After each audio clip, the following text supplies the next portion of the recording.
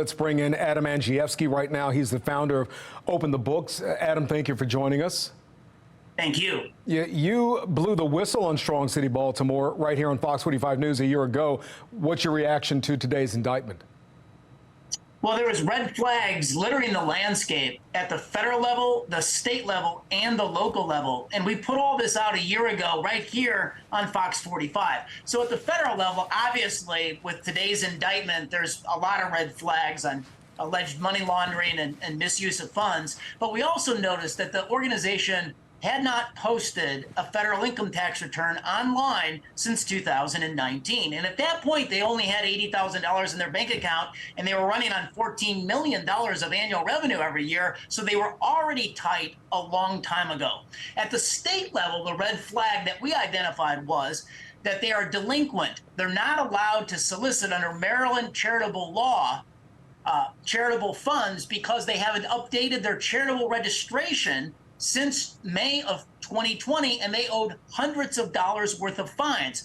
Today, that registration still, even after we flagged that a year ago, had not been updated. And then obviously at the local level. So you had all these organizations saying that Strong Cities Baltimore wasn't managing their own money properly. They weren't filing their payroll on a timely basis. They weren't filing their financial statements. And yet we identified $800,000 in city funds and city school funds flowed with a lack of transparency and no accountability to the organization as late as February of 2022.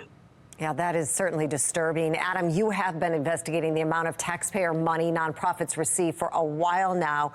What have you been finding outside of this Strong City Baltimore? Well, there is a real lack of transparency and accountability where city funds flow when it comes to the nonprofits.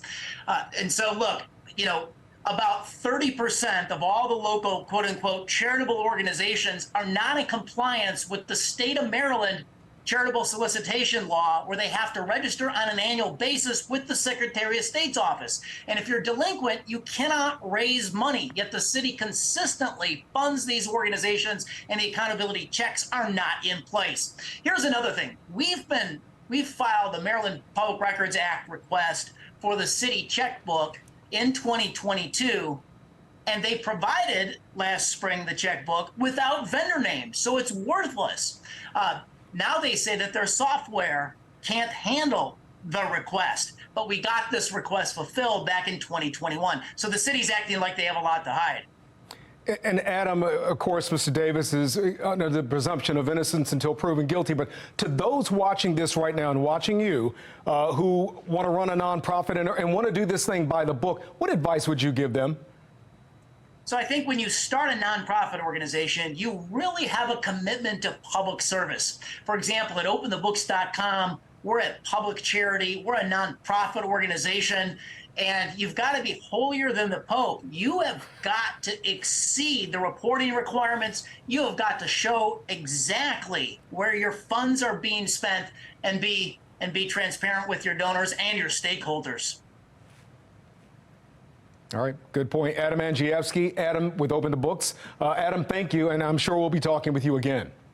Thank you.